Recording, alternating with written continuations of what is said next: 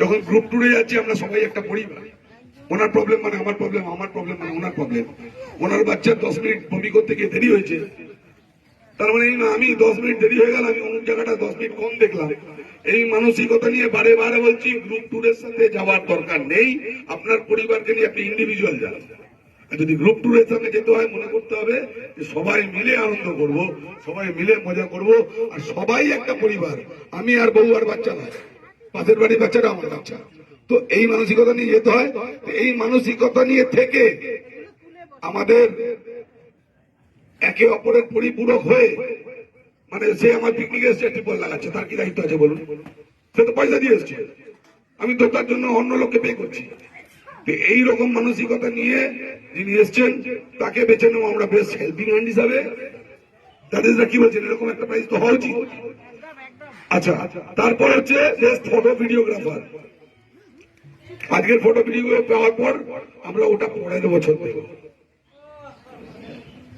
কিন্তু যারা অতীতে আমাদের সঙ্গে ফটো ভিডিওগ্রাফি ভালোভাবে চুজ করে দিয়েছিল, যেটা থেকে আমরা পোস্ট করেছি এবং মানুষ ভালো বলেছে, তাদের মধ্যে থেকে একজন আমরা বেছে নেব বেস্ট ফটো ভিডিওগ্রাফার হিসাবে।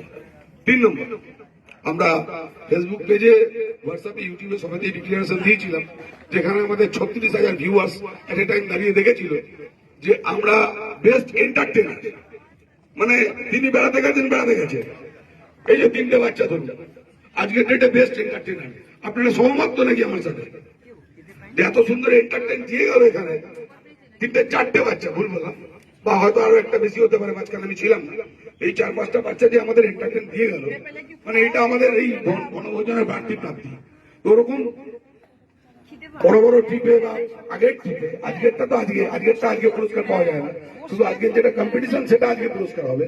কিন্তু এই যে বেস্ট বেস্ট বেস্ট বেস্ট, এটা বিগত 3-4 বছর দেখে আমরা best video photographer, best helping hand, best entertainer এবং বেস্ট কমেন্টেটর, এই 4টে প্রাইজ আমরা দেব। 4টে প্রাইজ আমরা এখনই দেব, এই মুহূর্তে দেবো। আমাদের জাজেস আছেন, ফার্স্ট জাজেস রমেন্দ্রনাথ দে, সেকেন্ড জাজেস কল্পনা ব্যানার্জি এবং থার্ড জাজেস দেবব্রত কর। এই 3 জনের হাত দিয়ে আমরা দেওয়াবো। তো আমরা নাম ঘোষণা করব।